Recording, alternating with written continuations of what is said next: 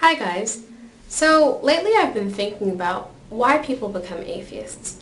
Considering the fact that we make up less than 3% of the world's population, what makes us so different from everybody else?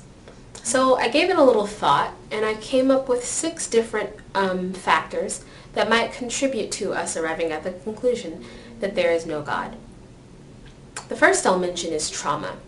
Now I want to say that just because someone goes through a tragic event doesn't necessarily mean that we should discredit the conclusion that they arrive at. Perhaps that event was the only thing that could shake the person and really make them open their eyes. So I think for some this is necessary for them to become an atheist. The second I'll mention is your upbringing. Some people grow up in, homes that aren't particularly religious, whereas others grow up in homes like mine that were extremely religious. And I think for those that grow up in homes that aren't religious, the transition is much smoother. It's easier.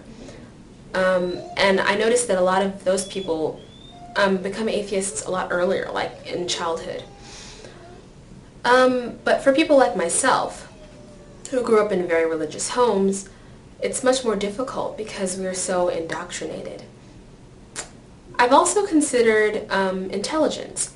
Now, I don't think that we're smarter, because some of the most intelligent people that I know are theists. But I do think that an atheist has to be a little bit courageous. We can't be concerned with what other people think about us, and we can't be concerned with some social norms. So, yeah, we do have to have, a little bit of courage to make that step. Now, I will say that even though I'm getting some negative attention at home for my beliefs, or lack thereof, at school it's much easier, because I think in university it's a very liberal environment, and it's almost like if you're not an atheist, people kind of raise an eyebrow at you.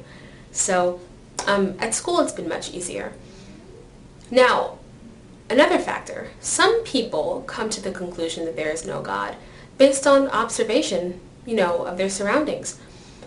Like recently, the Amazing Atheist made a video called Atheist Answers. And I asked him a question in that video. I am the final question. You guys should all watch the video. I will post a link in the description box. My question starts at about 53 minutes in. The video is an hour long. I know most of you aren't going to sit through the whole thing, but you should watch my question. Where I asked him, how old were you when you became an atheist? And he said he was about 8 or 9. And I found this to be remarkable because, I'm just now becoming an atheist, and I don't even think I ever questioned the existence of God until I was 17. So that really shows how significant growing up in a religious home is compared to those who don't grow up in a religious home at all. I've also noticed that your peers can, greatly affect how you, view the world. When I was in high school, I was in speech and debate.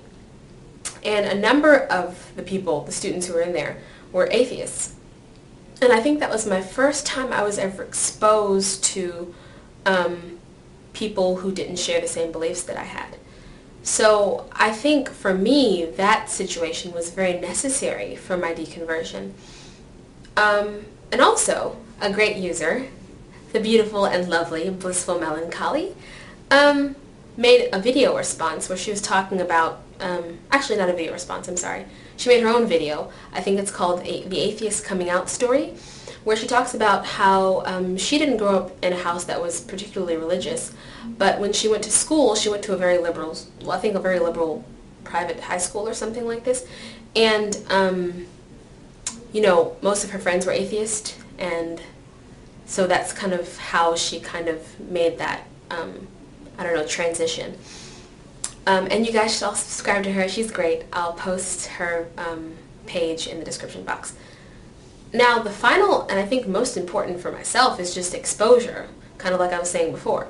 Now, for people like the Amazing Atheist and other atheists who don't grow up in religious homes, a lot of times they can kind of come to the conclusion that there is no God just by giving a little thought. But for people who are indoctrinated like myself, I think it's necessary almost to have some sort of exposure, outside of your house and your upbringing. Because in my house there was no room for any other beliefs or even questioning or daring to consider anything else. So it's necessary that you kind of hear it from somebody else so you can then take the time to, think about it and reflect. So in closing, I don't think that we're any smarter or better than anyone else. I think it's really just sort of happenstance.